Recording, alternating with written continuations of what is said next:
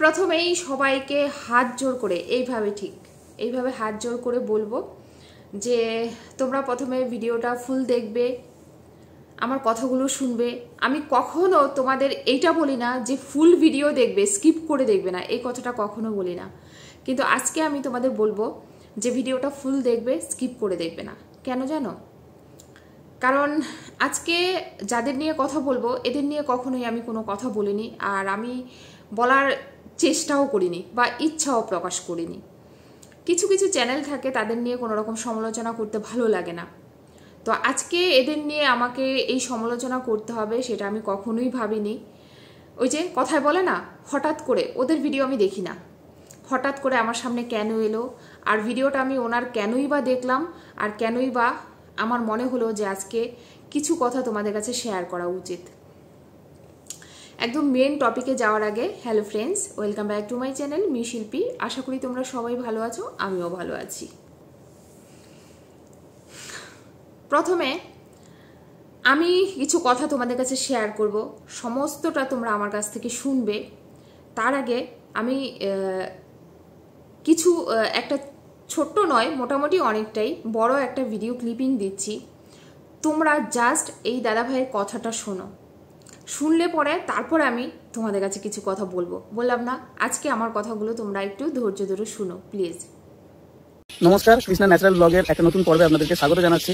আজকে যে বিষয়টা না খুবই মারাত্মক, আমি কয়েকদিন ধরে জিনিসটা লক্ষ্য করছিলাম, তারপর যা দেখলাম তারপরে ভিডিওটা আমি বানাতে বাধ্য হলাম। এই ভিডিওটার দ্বারা আমি তো আমাদের যে ইউটিউবের ব্যাপারগুলো সেগুলো আপনাদেরকে বলবো, আর তার সঙ্গে আপনাদের প্রতি কিছু মেসেজও থাকবে। বিশেষ করে যারা আমাদেরকে দেখে হয়তো ভাবছো আগামী দিনে ইউটিউবে আসবে বা ইউটিউব থেকে অনেক টাকা, লক্ষ লক্ষ টাকা রোজগার করবে, স্পেশালি তাদের জন্য, যারা পড়াশোনা করছে তাদের জন্য, আর অল ওভার যারা আমাদের দর্শক আছে, যারা প্রতিনিয়ত আমাদেরকে দেখেন, প্রতিটা ভিডিও দেওয়ার সঙ্গে সঙ্গে দেখেন, যারা আমাদেরকে খুব ভালোবাসেন, আর তাদের জন্য মেসেজটা থাকবে। কয়েকদিন আগেই আমরা একটা ভিডিও বানিয়ে আপনাদেরকে দিয়েছি, যেটাতে আমরা আমাদের হোম টুরটা দেখিয়েছি। কৃষ্ণা ঘুরে ঘুরে প্রতিটা ঘর, আমাদের যে বাড়ি, সেইটা আপনাদেরকে ভালোভাবে দেখিয়েছি।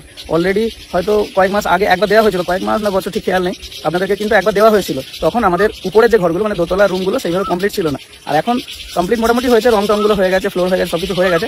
আসবাবপত্র সেরকম কিছু নেই, এবার সেগুলো ডেকোরেশন, ফার্নিচার সেগুলো যখন হবে আবার না হয় তখন দেখানো যাবে। কিন্তু স্টেপ বাই স্টেপ আস্তে আস্তে হচ্ছে। সেই ভিডিওটা দেখে আপনাদের মধ্যে একজন একটি কমেন্ট করেছেন। আমি যখন এই কমেন্টগুলো সম্পর্কে আপনাদেরকে বলি বা ভিডিওর আগে করেছি, আমি কোনোদিন আপনাদের কারো নাম নিয়ে বলি না, কিন্তু আজকে পার্টিকুলার আমি নাম নিয়েই বলবো, কারণ কমেন্টটা পড়লেই বোঝা যায় যে উনি কতটা ফার্স্ট্রেটেড নিজের লাইফটাকে নিয়ে। আর শুধু উনি একা নন, এই ধরনের আমাদের ধরনের যারা ভিডিও বানায়, আমরা যারা ব্লগার বা ব্লগ করি, ভিডিও বানাই, তাদেরকে দেখে অনেকে অনেক রকম কথা ভাবেন আমাদেরকে দেখে। সেগুলো কিন্তু সবটা ঠিক নয়। এর মধ্যে অনেকটা পর্দার আড়ালের জিনিস, যেগুলো হয়তো আপনারা বুঝতে পারেন না, সেই সব জিনিসটা আপনাদেরকে আজকে বলবো, যাতে আপনারা বুঝতে পারেন যে আপনারা যেটা চোখের সামনে দেখছেন সেটা কতটা সত্যি। কারণ অনেক ব্লগার আছে, তারা বিভিন্নভাবে ব্লগ বানায়, কিন্তু মেসেজটা পড়লে আপনাদের আমি স্ক্রিনের মধ্যে দিয়ে দিচ্ছি, আপনারা দেখতে পাবেন যে আমাদের যে ইউথ বা আমাদেরকে দেখে যারা ভাবছে যে এরা লক্ষ লক্ষ টাকা রোজগার করছে, এত বাড়ি গাড়ি টাকা পয়সা, তাহলে আর কি দরকার আমাদের? এই যে পরিশ্রম করছি, আমরা পড়াশোনা করছি, কি দরকার? তো মেসেজটা আমি আপনাদেরকে পড়ে শোনাচ্ছি, একবার দেখুন, আমি স্ক্রিনের মধ্যেও দিয়ে দিচ্ছি। তো হোম ট্যুরের যে ভিডিওটা আপনাদেরকে দিয়েছিলাম, সেই ভিডিওতেই কমেন্টটি আছে। কমেন্টটি করেছেন রূপা চ্যাটার্জি। উনি লিখছেন, সত্যি আপনারাই কিছু করলেন, সব সময় দুঃখী দুঃখী মুখ করে সামনে আসেন, এত বড় বাড়ি করলেন, আজ মনে হচ্ছে লেখাপড়ার কোনো দাম নেই, কি হবে? ভিডিও করলেই এত ইনকাম, সারা জীবন চাকরি করেও ইনকাম করতে পারবো না। ভাববেন না হিংসা করছি, শুধু ভাবছি কলিযুগ সত্যি এসেছে, যেখানে মানুষের সত্যি ট্যালেন্ট, অনেস্টি আর কোনো দাম নেই। ভালো থাকুন। বললে বিশ্বাস করবেন না, কমেন্টটা এসছে দুদিন আগে, কিন্তু ভিডিওটা আমি আজকে দিচ্ছি। নিজের সঙ্গে নিজের অনেক লড়াই হয়েছে। আমি ভেবেছি বসে বসে যে এই ভিডিওটা বানাবো না বানাবো না, শেষে নিজের সঙ্গে নিজে লড়াই করে যে না, আমার এটা ভিডিওটা বানানো দরকার, আপনাদেরকে বলাটা দরকার। যারা আপনারা প্রথম থেকে আমাদেরকে দেখছেন, আমাদের যে রান্নার চ্যানেল আছে কৃষ্ণা রান্নাঘর উইথ ভিলেজ ফুড, বা এই ব্লগ চ্যানেলটা যারা প্রথম থেকে দেখছেন, তারা জানবেন বিষয়টা। ওই দিদি ভাইকেও বলি, প্লাস আপনাদের সকলকেও বলি, এক এক করে বিষয়টাকে আলোচনা করি। প্রথম হচ্ছে যে লক্ষ লক্ষ টাকা রোজগার করছি, সুন্দর বাড়ি বানিয়েছি, অনেক টাকা খরচা করে, হ্যাঁ অনেক টাকা খরচা হয়েছে, বাড়ি বানিয়েছি, তাহলে পড়াশোনা করে কি লাভ? প্রথম আসি বাড়ির কথা। কৃষ্ণা রান্নাঘর ভিলেজ ফুড চ্যানেলে যারা প্রথম থেকে আমাদের দেখছেন, আমাদের রান্নার চ্যানেলে, এটা তো 1 বছর পরে খোলা হয়েছে, তার আগে 1 বছর আগে আমাদের রান্নার চ্যানেলটা খোলা হয়েছিল। তো সেই ভিডিওতে প্রথম ভিডিও দেখবেন দেওয়া আছে, সেটা হচ্ছে পনির পসিন্দা, এরকম একটা রেসিপি দেওয়া ছিল, সেটা দেখবেন দেওয়া আছে ওই রান্নাঘরেতেই।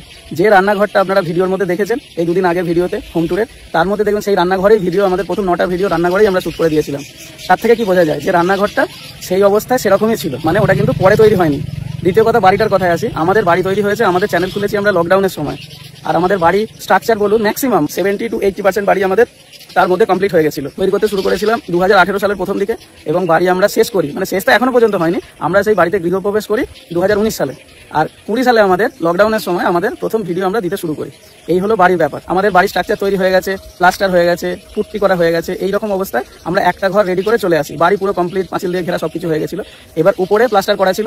আস্তে আস্তে আমরা যেমন রোজগার করেছি, তারপর যে 20% কাজ সেটাও কিন্তু এখনো কমপ্লিট হয়নি। এর মানে এই নয় যে আমরা কোনো টাকা রোজগার করছি না বা কিছু না, সেটা কিন্তু নয়। একে একে আসছি, একটুখানি সময় দিন।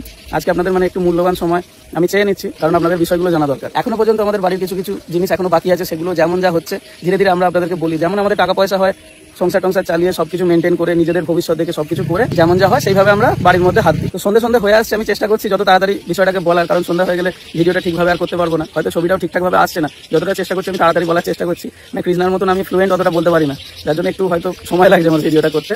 তো এই তো গেল বাড়ির বিষয়। দ্বিতীয় হচ্ছে লেখাপড়া করার কোনো দরকার নেই। প্রথমেই মানে ওনার যেটা চিন্তাভাবনা, মানে রূপা চ্যাটার্জি, ওনার চিন্তাভাবনা হচ্ছে উনি ভাবছেন, এটা কিন্তু উনি একা ভাবছেন সেরকম না, এরকম কিন্তু অনেকেই ভাবে। সংখ্যাটা দিন দিন বাড়ছে ছেলে মেয়েদের মধ্যে, যে পড়াশোনা করে কি হবে। প্রথমেই একটু বড় হচ্ছে, একটা মোবাইল সবার হাতে আছে, বাবা মায়ের আছে, ব্লগ স্টার্ট করে দিই, কিছু একটা চ্যানেল খুলে নিই, তাতে কিন্তু লক্ষ লক্ষ টাকা রোজগার হবে। তো এই বিষয়ে বলি, আমি গ্র্যাজুয়েশন করেছি 2010 সালে। আমার ছিল অ্যাকাউন্টেন্সি অনার্স। আমি যে প্রাইমারি টিচার ট্রেনিং করেছি বাঁকুড়া, প্রাইমারি টিচার ট্রেনিং করেছি 2 বছরে, যেটা আর কি ডিএলএড নামে বলা হয়। প্রথম ব্যাচ 9-11 ব্যাচ। আমি যখন আমি 3rd ইয়ারে পড়ছি, সেই সময় 3rd ইয়ারের সঙ্গে সঙ্গে আমি এখান থেকে, আমার হরিপাল কলেজ ছিল তারকেশ্বরের কাছাকাছি, বুঝতে পারবেন তারকেশ্বরটা বললে ওই জন্য বুঝলাম, হরিপাল কলেজে আমি পড়েছি। তার সঙ্গে সঙ্গে আমি সেই রেগুলারে পড়াশোনাও করেছি, মানে সপ্তাহে 2 দিন এখানে, সপ্তাহে 2 দিন ওখানে, এইভাবে আমি যাতায়াত করেছি, এখানেও পড়াশোনা করেছি। তারপর সেখানে 2011 সালে আমার প্রাইমারি টিচার ট্রেনিং কমপ্লিট হয়েছে। তারপরে আমি কিন্তু বসে থাকিনি। তারপরে আমি আমার যে অ্যাকাউন্টসের কাজ, আমি চার্টার্ড ফার্মে কাজ করেছি 3 বছর। তারপর চার্টার্ড ফার্মে যখন কাজ করলাম, সব কাজগুলো শিখলাম। তারপর আমি বিভিন্ন কোম্পানিতে কাজ করেছি। 2011 সালের পর একটা দিনও বসে থাকিনি। তখন থেকে আমার চাকরির জীবন শুরু হয়ে গেছিল। সেই 2020 পর্যন্ত আমি টানা কাজ করে গেছি। প্লাস তার আগেও কিন্তু আমি ফাইলিং বা এটা ওটা এইসব কাজগুলো করতাম। আপনারা বুঝবেন যারা একটুখানি জানেন, ইনকাম ট্যাক্স, সেল ট্যাক্স এইসব তখন ছিল, তখন ভ্যাট ছিল, এখন তো জিএসটি এসে গেছে। ওই যে ট্রানজাকশনটা হয়েছে না, তখন আমি চাকরি করছি 2017 সালে যখন জিএসটি এলো, যদি না খুব ভুল বলি, জুলাই মাসের 1 তারিখ থেকে। তো এইটা হচ্ছে আমাদের পড়াশোনা। আর কৃষ্ণা এইচএস করেছে, ওদের যেমন অবস্থা ছিল সেখানে। তারপর বিয়ের পর এখানে এসে কৃষ্ণাকেও আমি চুচুড়াতে, ও প্রাইমারি টিচার ট্রেনিং ও করেছে 2 বছরের। তার মানে কিন্তু পড়াশোনা না করে একবারে চলে এসেছি তা কিন্তু নয়। আর তোমাদেরকেও বলছি, যারা তোমরা ভাবছো যে পড়াশোনা করার দরকার নেই, আমি তোমাদেরকে বলছি যে পড়াশোনাটা মাস্ট, পড়াশোনাটা খুবই দরকার। যদি মনে হয় যে তোমরা একটা চ্যানেল খুলবে, কিছু কাজ করবে, এসব কোনো ব্যাপার না। এখন ইউটিউবেতেই আপনারা ভিডিও পেয়ে যাবেন, কি করে চ্যানেল বানাবেন, কি করে কি করবেন, সমস্ত কিছু ডিটেলস এখন এখানেই পেয়ে যাবেন। তো এখান থেকে শিখে এখানেই চ্যানেল খুলে সমস্ত কিছু কাজ করা যায়, যদি মনে হয় যে শখ করে। কিন্তু প্রথমেই যে লাখ লাখ টাকা রোজগার করবো এই ইন্টেনশন নিয়ে চ্যানেল খুললে কিন্তু মুশকিল আছে। শখ করে আপনার ভালো লাগছে যে হ্যাঁ আমি যেটা পারি, আমার যেটা ভালো লাগে, সেই জিনিসটা নিয়ে যদি কেউ মনে হয় যে সে পারবে, সে করুক, অসুবিধার কি আছে, তাহলে কিন্তু সে ভিডিও বানাতেই পারে, কোনো ব্যাপার না। এখন ভিডিও বানানো, শর্টস বানানো তো মানে বাঁ হাতের খেলা যাকে বলে। তো এটা কোনো ব্যাপারই না, এটা চাইলেই যে কেউ করতে পারে। একদম সন্ধ্যে হয়ে গেছে, যতটা লাইট বাড়ানো যায় আমি ততটা লাইট বাড়িয়ে দিয়েছি। এবার অন্ধকার হয়ে যাচ্ছে জায়গাটা। প্রথমে গেল বাড়ি আমাদের তৈরি হয়েছে, ম্যাক্সিমাম 80% আমাদের তৈরি হয়েছে আমাদের চ্যানেল খোলার আগে। দ্বিতীয় হচ্ছে আমরা কিন্তু পড়াশোনা করে শেষ করে তারপর চ্যানেলের মধ্যে এসেছি। এটা গেল পড়াশোনা না করে, কিছু না করে ফট করে এখানে চলে এলাম, সেরকম কিন্তু নয়। ভালো জায়গায় চাকরি করতাম, হয়তো আপনাদের সঙ্গে কোনোদিন পরিচয় হতো না, জানতেও পারতেন না যে কৃষ্ণা বা কৌশিক বলে কেউ আছে। কেন আমরা ভিডিও দিতে পারতাম না? কেন এটা বলতে পারেন, ভালো খারাপ আমি যাই বলি, করোনার সময় যখন বাড়িতে বসেছিলাম, কৃষ্ণা তো ভালো মন্দ রান্না করতে পারে, আমি অ্যাপ্রিসিয়েট করতাম যে হ্যাঁ ঠিকঠাক আছে, কোনো অসুবিধা কিছু নেই, তুমি করো, তুমি করতে পারো। আমি যেহেতু আমার এর আগেও প্রফেশন ছিল, সেগুলো আপনাদেরকে একটা ভিডিও করে বলবো যে কিভাবে আমরা এখান পর্যন্ত এলাম, আমাদের টোটাল জার্নিটা। তো সংক্ষেপে বলছি, তো আমি এইসব কম্পিউটার এইসব বিষয়গুলো জানতাম বলে বললাম হ্যাঁ করেন, অসুবিধা কি আছে, এখন তো এরকম সবাই করছে, তো তুমি চাইলে করতে পারো। তো সেইটা করতে গিয়েই আমরা এখানে চলে আসি। আর লকডাউনটা অনেকদিন ঠিক ছিল, সেই হিসাবে কাজে যাওয়ার প্রবলেম হচ্ছিল, অফিস টফিস যাওয়া, কলকাতাতে ডেলি যাতায়াত, বুঝতেই পারছেন গ্রাম থেকে। তো সেই হিসাবে আমাদের চ্যানেলে আসা। আমরা কিন্তু কোনো প্ল্যানিং, কোনো ইন্টেনশন নিয়ে টাকা রোজগার করবো যে যা হয় হবে, করে দেখি না কি হয়। তৃতীয়ত বিষয়টা এতটাই খারাপ হয়ে গেছে, এখন সকলেই প্রায় ভাবছে যে দেখুন সবকিছু কাজের মধ্যে স্ট্রাগল আছে, প্রচুর পরিমাণে স্ট্রাগল আছে। এরকম নয় যে আমরা দুটো ভিডিও বানালাম তারপর থেকেই ভাইরাল হয়ে গেছে, সবাই দেখছে, এরকম বিষয়টা নয়। এর জন্য পরিশ্রম আছে। যদি মনে হয় কারোর যে আপনারা ভিডিও করবেন, নিশ্চয়ই করুন, করে আপনারা এক্সপিরিয়েন্স করুন কেমন হচ্ছে, কি করে করতে হয়, সেগুলো এক্সপিরিয়েন্স করুন, মানে তাহলে বুঝতে পারবেন। আমি কিন্তু সব ধরনের ভিডিওর কথা বলছি না, আমি আমাদের ভিডিওর কথা বলছি। এর মধ্যেও পরিশ্রম আছে, সবকিছু আছে। শুধুমাত্র যেটুকু ভিডিওর মধ্যে আসছে এইটা নয়, এর পিছন দিকে আরো অনেক কিছু থাকে। তো সেই সবগুলো ম্যানেজ করে, ফ্যামিলি ম্যানেজ করে, সবকিছু করে যেমন একটা কাজ করি। আমি যখন কলকাতায় কাজ করতাম তখন তো তোকে একটা ডিউটি আওয়ার্স ছিল, সেটা 8 ঘন্টা বলা ছিল, কিন্তু 8 এর জায়গায় 10 হতো, কখনো 11 হতো। কিন্তু বললে বিশ্বাস করবেন না, এই যে আমরা করছি না, এই আমাদের 24 ঘন্টা ডিউটি, কোনো কিছু কিন্তু আলাদাভাবে কিছু না। এরই মধ্যে আমরা খাওয়া দাওয়া, ঘোরা, সবকিছু আমরা এর মধ্যেই করি। তার জন্যই মনে হয় হয়তো যে জিনিসটা আমরা করছি, লক্ষ লক্ষ টাকা রোজগার হয়ে যাচ্ছে। এবার যদি টাকা রোজগারের বিষয়ে আসি, নিশ্চয়ই আমরা টাকা রোজগার করছি, কিন্তু যেরকম আপনারা ভাবছেন যে লক্ষ লক্ষ টাকা রোজগার হচ্ছে, সেরকম কিন্তু নয়। আমাদেরকেও কখনো কম, কখনো বেশি, তার মধ্যে আমাদেরকে চালাতে হয়, বিশেষ করে আমাদেরকে। অন্য কারোর কথা আমি বলবো না। আর যারা চাইছো যে ভিডিও তোমরা করবে, তোমরা নিশ্চয়ই চ্যানেল খোলো, কিন্তু ওই যে বললাম টাকা রোজগারের আশায় কিন্তু প্রথম টাকা রোজগারের আশায় কিন্তু করো না। যে জিনিসটা তোমরা ভালোবাসো, যেদিকে তোমাদের ন্যাক আছে, যেটা তুমি অনেকের থেকে ভালো করতে পারো, সেই বিষয়টা নিয়ে ডেডিকেটেড ভিডিও বানাও, তাহলে দেখবে একদিন সফল হয়ে যাবে। তো ভালোই অন্ধকার হয়ে গেছে, তো এক হাতে আমি একটু আলো চালিয়ে নিয়েছি মোবাইল থেকে, সেইভাবে আমি ভিডিওটা ভিডিওটা করছি। আর রইল জেলাসির কথা, উনি বলেছেন যে ভাববেন না যে আমি জেলাস ফিল করছি। আপনার কমেন্টটা পরে আমি বুঝতে পারছি আপনার ভিতরে কতটা কষ্ট। এর থেকে অনেকে ফার্স্ট্রেটেড হচ্ছে, আপনার মতনই হচ্ছে, অনেকেই হচ্ছে। আমরাও মাঝে মাঝে ফার্স্ট্রেটেড হই, আমরাও তো খাচ্ছি। অনেকের 1 মিলিয়ন ভিউ হয়ে যাচ্ছে, 2 মিলিয়ন হয়ে যাচ্ছে, কিন্তু আমাদের কেন কম ভিউ হচ্ছে? এইসবগুলো কিন্তু থাকবে জীবনে। আমরা যে চাকরি করতে যাই, আমি অফিস পলিটিক্স দেখেছি, যারা কাজ করে তারাও দেখে, মনে হয় যেন ওই জায়গাটাই সবচেয়ে বেশি ডিফিকাল্ট, কিন্তু না, প্রত্যেকের জীবনে কিন্তু ডিফিকাল্টি ফেস করে। আর আমাদের যে লাইফ, আমরা যে ভিডিও করি, 2 ধরনের ভিডিও করি, ব্লগ, রান্না, তো আমাদের প্রচুর চ্যালেঞ্জেস আছে। তো সেই সবগুলোই নিয়ে আমরা চলছি। আমাদেরও মন খারাপ হয়, এরকম নয় যে একদম সবসময় সব কিছু ঠিকঠাক থাকে, সেটা পসিবল নয় থাকা, কোনো মানুষেরই থাকে না সেটা। হ্যাঁ, এক হয় সব কিছু ঠিক থাকবে যদি দেবতা হয় কেউ, তাদের ব্যাপারটা আলাদা, কিন্তু আমরা তো মানুষ, আমাদের এই সমস্যাগুলো হবে আর আগামী দিনেও হবে। ওঠা পড়া সবকিছু থাকবে। সেই জন্য আমার থেকে যারা ছোট আছো, পড়াশোনাটাকে মোটেই অবহেলা করো না, ওটাই একমাত্র হাতিয়ার যেটা তোমার যে কোনো দিকে তোমাকে এগিয়ে দেবে, কাজে লাগবে। আর সবসময় তো খোলা রইলো, আজকে ইউটিউব আছে, কালকে নাও থাকতে পারে, পরশু আরেকটা নতুন কিছু প্ল্যাটফর্ম এসে যাবে। আর যেখানেই কাজ করবে না, একদম মন প্রাণ সব দিয়ে দেবে, তাহলে দেখবে সাকসেস হওয়ার চান্স অনেকটা বেড়ে যাবে। যাই হোক, তোমরা দেখেছো, পুরো ভিডিওটা দেখেছো নিশ্চয়ই। যারা দেখেছো তারা তো বুঝতে পারলে দাদা ভাই কি বলতে চেয়েছে। আমরা ভাবি না যে যারা আমাদের এই যে যারা ব্লগিং করছে কিংবা রোস্টিং করছে কিংবা অনেক রকম কন্টেন্ট নিয়ে কাজ করছে, যে এই যে কন্টেন্ট নিয়ে যারা কন্টেন্ট ক্রিয়েট করে, কাজ করে, তারা কত ইজিলি সব করে নেয়। যেমন আমাদের কন্টেন্ট যেটা সব থেকে বাজে কন্টেন্ট, লোককে নিয়ে সমালোচনা করা। যদিও ইউটিউব আমাদের এই সুযোগটা দিয়েছে, তাই আমরা করতে পারি। ইউটিউব যদি আমাদের এই সুযোগ না দিত, কখনোই কিন্তু আমরা এটা করতে পারতাম না। তবে হ্যাঁ, সবাই কিন্তু এই কন্টেন্টটা চুজ করবে না, সবাই কিন্তু এই কন্টেন্টটা চুজ করবে না। এবার তোমাদের আমি বলি যে আমরা এই কন্টেন্টটা কখন চুজ করেছি বলতো? যখন দেখলাম যে আমরা এইসব বিষয় নিয়ে কথা বললে লোকে শুনতে চাইছে, ভালোবাসা দিচ্ছে, আগ্রহ দেখাচ্ছে। আজকে এই যে জায়গাটায় আমি তোমাদের নিয়ে কন্টেন্ট করি, বা এই যে বড় বড় ব্লগার দিয়ে নিয়ে কন্টেন্ট করি, সেটা যদি তোমরা আমাকে সাপোর্ট না করতে, ভালোবাসা না দিতে, আমাকে সবসময় প্রশংসা না করতে, তাহলে কিন্তু আমি করতে পারতাম না। রোজ রোজ হাজারো নেগেটিভ কমেন্ট নিয়ে প্রত্যেক দিন কারোরই ইচ্ছা হবে না যে আমি লোককে নিয়ে বলি, কিন্তু তোমরা আমার বলাটাকে গুরুত্ব দিয়েছো, বুঝেছো যে আমি যখন কাউকে কিছু বলছি সেটা তার ভালোর জন্য বলছি, কিংবা যখন কেউ কোনো ভুল করছে সেটা সম্পর্কে বলছি। যদিও আবার তোমরা অনেকেই এটা ভাবো যে বলা উচিত নয়, হ্যাঁ সেটা আমিও ভাবি।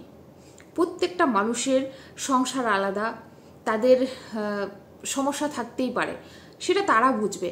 আমরা কেন অন্যের সংসার নিয়ে বলতে যাব? ওই যে বললাম না, একটা কন্টেন্ট, মানুষ যখন না সাকসেস না পায়, যখন মানুষ দেখে যে একটা সোজা গলি দিয়ে আমি বেরিয়ে যেতে পারছি, আমি চিপা গলিতে যাব না, কারণ ওই গলিতে আমার অনেক ঝামেলা আছে, তখন মানুষ না ওই সহজ রাস্তাটা দিয়ে যাওয়ার চেষ্টা করে, যেটা কিনা আমরা অনেকেই করেছি। তবে এটাও কিন্তু সত্যি, সমালোচনা তো এখানে অনেকেই করে। সবার সমালোচনা কি সবাই শুনতে চায়? শুনতে চায় না। তোমরা কিছু কিছু ক্রিয়েটারের কথা শুনতে চাও, তাদেরকে ভালোবাসা দিয়েছো, তার জন্য তারা করতে পারে। এইবার যেটা সব থেকে বড় কথা, দাদাভাই এখানে যে ভিডিওটা একটু বড় হবে, যেই কথাটা বললো, আজকে আমি তোমাদের বলি, দাদা ভাইয়ের সাথে অনেক বিষয় আমি এতটা সহমত প্রকাশ করছি না, তোমাদের বোঝাতে পারবো না। হয়তো বা দাদা ভাই যেটা করছে খুব ভালো কাজ করছে, আমি যেটা করছি সেটা হয়তো খুব একটা ভালোভাবে তোমরা নাও না। তাও এবার বলি, এই যে তোমাদের অনেকে আমাকে এই প্রশ্নটা করো না এসে, যে তোমার কি কাজ নেই, সারাদিন কি করো? সারাদিন দুটো মেয়ে, একটা 12-এ পড়ে, একজন 9-এ পড়ে, দুটো মেয়েকে দেখাশোনা করতে হয়। তাদের খাবার, তাদের টিফিন করা, তাদের স্কুলে নিয়ে যাওয়া, টিউশনিতে নিয়ে যাওয়া, তাদেরকে বাড়িতে নিয়ে আসা, হাজব্যান্ডের টিফিন করা, তার ভালো মন্দ দেখা, ঘরের কাজ, সমস্তটা করি। তোমরা তো আমার ব্লগিং চ্যানেলে অনেকেই দেখো না, যারা যারা এখানে তোমরা আমাকে কন্ট্রোভার্সি করতে দেখো, তারা তো ব্লগিং চ্যানেল দেখো, তোমরা সবাই জানো যে আমি কতটা পরিশ্রম করি। তারপরেও কি বলতো, আমিও এই দাদা ভাইয়ের মতো আমিও পড়াশোনা করেছি, MA করেছি হিস্ট্রি অনার্স নিয়ে, খুব একটা সময়ে খুব ভালো রেজাল্টও করেছি, কিন্তু আমিও কিন্তু পরিশ্রম করেছি, খেটেছি, একটা সময় চাকরিও পেয়েছিলাম। কিন্তু কি বলতো, তখন আমার বড় মেয়ে আমার পেটে ছিল, আর এত দূর থেকে, যেহেতু আমি ওইখান থেকে ফর্ম ফিল আপ করেছিলাম বাপের বাড়ির থেকে, আমার এত দূর থেকে আমার হাজব্যান্ড অ্যালাউ করেনি ওইখানে গিয়ে চাকরি করার। আর যদি আমি ওই চাকরিটা করতাম হেলতে, তাহলে আমাকে ওইখানে থেকে করতে হতো। আর তখন আমি যেহেতু প্রেগনেন্ট ছিলাম, আমার একলা ওইখানে থাকা সম্ভব নয়, আর হাজব্যান্ড আমার সাথে যেতে পারবে না। তার রিজন হচ্ছে কারণ ও কিন্তু একটা গভর্নমেন্ট সার্ভিস করে, তোমরা জানো, রেলওয়েতে। তো যে কোনো কারণে আমার কিন্তু সেই চাকরিটা করা হয়নি। দাদাভাই যেমন কি পায়নি বা কোনো কারণে চাকরিটা চলে গেছে লকডাউনে, যার জন্য দাদাভাইকে কিন্তু ইউটিউব খুলতে হয়েছে। আর আমার কিন্তু সেটা নয়, যেহেতু আমি নিজে কিছু করতে পারিনি আর লাস্ট পর্যন্ত আমার বয়সটা এতটাই হয়ে গেছে, মোটামুটি যতটা বয়স হয়ে গেছে আমার ছেলে মেয়ে মানুষ করার সময়, এই সময় নিশ্চয়ই আমি আমার কেরিয়ার নিয়ে ভাবলে হবে না। আমাকে দেখতে হবে আমার মেয়েগুলো মানুষের মতো মানুষ যে হতে পারে, যেটা আমি বিয়ের আগে করতে পারিনি। চাকরি অবশ্যই আমি যদি বিয়ের আগে চাকরি পেতাম তাহলে নিশ্চয়ই এত তাড়াতাড়ি বিয়ে করতাম না, বা আমার বাবা মা আমাকে বিয়ে দিত না, ওই সুযোগটা আমি পাইনি। তো সেই সূত্রে আমি অবশ্যই চাইবো যে আমার মেয়ে দুটো বিয়ের আগে যেন ওরা নিজের পায়ে দাঁড়াতে পারে। তো সেই সূত্রে আমি ঘরে বসে টাইম পাসের একটা ব্যাপার থাকে, বিশ্বাস করো, শুধু দুটো টাকার জন্য, যেটা আমি আর্নিং করতে পারতাম হয়তো চাকরি করে, যেটা কিনা আমার দিদি করছে, কারণ ওর হাজব্যান্ড ওকে সাপোর্ট করেছে, ও বাড়ির থেকে চাকরিটা করছে তাই ও করতে পেরেছে, আমার সেটা সম্ভব হয়নি। তো আমাকে কিছু একটা আর্নিংয়ের জন্য অন্তত নিজের হাত খরচার জন্য আমার কিছু একটা করার দরকার ছিল। তখন দেখলাম এই ইউটিউব, যেটা কিনা আমার দিদির ছেলে একদিন আমাকে খুলে দিয়েছে। তো একটা সময় আমি রান্নার চ্যানেল খুলেছি, খোলার পরে আমি খুব একটা সাকসেস পাইনি, কারণ খুব ভালোভাবে আমি ভিডিও দিতে পারিনি, কিছুই বুঝতাম না ইউটিউব সম্পর্কে। যত কাজ করতে যাচ্ছি তত আমি ইউটিউব সম্পর্কে জানতে পেরেছি আস্তে আস্তে। তারপরে গিয়ে আমি হঠাৎ করে দেখলাম যে এই সমালোচনা একটা চ্যানেল, মানে কন্টেন্ট যেটা কিনা করা যায়। তো আমি কিন্তু ওই সমালোচনা নামক এই যে একদিন একটা সমালোচনা করলাম, করার পরে দেখলাম অনেকেই কিন্তু রেসপন্স করেছে, ভালোবাসা দিয়েছে, আমার কথা শুনতে তারা ভালোবেসেছে। আস্তে আস্তে এই বিষয়টা নিয়ে এগোতে থাকলাম, ভাবলাম সবাই করছে, আমি করলে অসুবিধা কোথায়? যদি আমি কাউকে খারাপ ভাষা না দিয়ে, কাউকে হার্ট না করে নর্মালি ভালো কিছু কথা বলতে পারি, তাহলে কেন নয়? এবার বলতে পারো যে মাঝে মধ্যে তো লোককে হার্ট করে ফেলো। আমরা যে কোনো কাজে ঢুকি, সেই কাজে ঢুকে আমরা কিন্তু কখনোই বলতে পারবো না, সে চাকরি যারা করে তারাও অফিসে কিন্তু গ্যারান্টি দিয়ে বলতে পারবেন যে কারোর সাথে কোনো মনোমালিন্য হবে না, বা কোনোদিন কাউকে খারাপভাবে কোনো কথা বলেনি বা খারাপ ব্যবহার করেনি। হয়ে যায় সেটা স্কুল সার্ভিস বলো, ব্যাংকে বলো, রেলওয়েতে বলো, সমস্ত জায়গায় এই কাজের জায়গায় এইসব বিষয়গুলো আছে। সেখান থেকে আমিও একটা প্রফেশনে রয়েছি, সেটা হচ্ছে ইউটিউব। এইখানেও আমার হতেই পারে, আমিও তো মানুষ, ভুলভ্রান্তি আমারও হতে পারে, তবু আমি আমার ভাষা ঠিক রেখে করার চেষ্টা করি। কাজ প্রচুর আছে, তারপরেও কি বলতো, পরিশ্রম করি। তোমাদের না আমার এই পিছনের পরিশ্রমটা চোখে পড়ে না, শুধু তোমাদের চোখে পড়ে যে কাকে নিয়ে কি বলছি। অ্যাকচুয়ালি আমার কন্টেন্টটাই তো এটা, বলো আমি কি করব? ব্লগিং তো সুন্দর করে করছি, তোমরা তো ওইটা দেখতে ভালোবাসছো না, আমাকে তোমরা কন্ট্রোভার্সি থেকেই ভালোবেসেছো। আজকে শুধুমাত্র এই দাদাভাইয়ের ভিডিওটা আমি তোমাদের কাছে এই কারণে শেয়ার করলাম যে তোমরা বোঝো। আজকে এটা সত্যি একটা কথা দাদাভাই বলেছে, যে যারা যারা সত্যিকারের এখন পড়াশোনা করছে, বিশেষ করে দেখো আজকে দেখো এই যে 16-র যে ব্যাচটা, যেটা মানে চাকরি চলে গেল, যে এখানে সবাই কি অযোগ্য? এখানে তো অনেক যোগ্য লোক আছে, তাদেরকেও কিন্তু বাদ দেওয়া হয়েছে। তখন তাদের কি মনে হতে পারে যে আমরা এত পড়াশোনা করে, এত কষ্ট করে আজকে চাকরি পেয়েছি, কিন্তু আমরা আমাদের যোগ্যতা অনুযায়ী আমরা ফল কোথায় পেলাম? আর যারা ধরো দেখো আজকে কিছু মানুষের জন্য শুনতে হয়, হ্যাঁ ইউটিউবে এরকম অনেক মানুষ আছে যারা সত্যিকারের পড়াশোনা জানে না, তারা তাও একটা দারুণ জায়গায় চলে গেছে, দারুণ জায়গায় পৌঁছে গেছে, কারণ তারা ইউটিউব সম্পর্কে অনেকটা আইডিয়া নিয়েছে। হতে পারে তারা পড়াশোনায় ভালো না, কিন্তু তারা বোঝে ইউটিউবে কী ধরনের কন্টেন্ট চলবে, আমরা কি দিলে পাবলিক খাবে। তো ওরা হয়তো দাঁড়িয়ে গেছে, কিন্তু সবাই কিন্তু সেটা নয়। অনেকে চারিদিকে ব্যর্থ হয়ে তারপরে ইউটিউবে আসে, আর এসে খেটে এই জায়গাটায় দাঁড়ায়, এত ইজিলি নয়। তাই বলবো যারা যেই কন্টেন্ট নিয়ে কাজ করুক না কেন, সেটা যদি সত্যিকারের মানুষকে হার্ট না করে হয়, অবশ্যই তাকে সাপোর্ট করো, মোটিভেট করো। আর কেউ এটা ভেবো না যে পড়াশোনা করলে কোনো লাভ নেই, শুধু মোবাইল দিয়ে ভিডিও করলেই সব হয়ে যায়, না। আমাদের অবশ্যই সবার আগে হচ্ছে পড়াশোনা, তারপরে অন্য কিছু। এটা সবাই মাথায় রাখবে। অবশ্যই পড়াশোনা করো, চেষ্টা করো। হ্যাঁ, তুমি যদি ভাবো আমি সাইডে রাখবো ইউটিউবটা, দেখি আমি পড়াশোনার মাঝখানে যদি কিছু করতে পারি, সেটা তোমরা করতে পারো, কিন্তু পড়াশোনা ছেড়ে কখনোই কিন্তু লাখ লাখ টাকা ইনকামের লোভে কেউ ইউটিউবে এসো না। তো পাবলিকের কথাও শুনতে হবে তোমাকে, প্লাস আমার মনে হয় এটা ক্ষণস্থায়ী, যখন তখন চলে যেতে পারে, যখন তখন। কিন্তু তুমি যদি পড়াশোনা করে এডুকেটেড হয়ে একটা ভালো কাজ করো বা একটা গভর্নমেন্ট সার্ভিস করো, সেটাতে কিন্তু তোমার সম্মান যতটা থাকবে, তারপরে তোমার ভবিষ্যতে ভয় থাকবে না যে হয়তোবা তোমার ভবিষ্যতে তোমার ছেলে মেয়ে বা তোমার কোনো অসুবিধায় পড়তে হবে। যাই হোক, জানি না তোমরা হয়তো অনেকে ভাবে জ্ঞান দিয়েছি, না জ্ঞান নয়। আমার দাদাভাইয়ের ভিডিওটা খুব ভালো লাগলো, ওনার কথাগুলো ভালো লাগলো। আর আজকে দাদাভাইয়ের মতো আমাকেও অনেকেই শোনায়, না গো অতটা ইজি নয়, আমরাও কষ্ট করে এসছি, আমরাও পড়াশোনা করে তবেই এসছি, শুধু এইটা নয় যে এমনি এসে বসে গেছি আর একটা জায়গায় দাঁড়িয়ে গেছি। তো চলো, এই কথাগুলো তোমাদের কাছে বলার ছিল। আর অবশ্যই তোমাদের মতামত দিতে পারো, কোনো অসুবিধা নেই।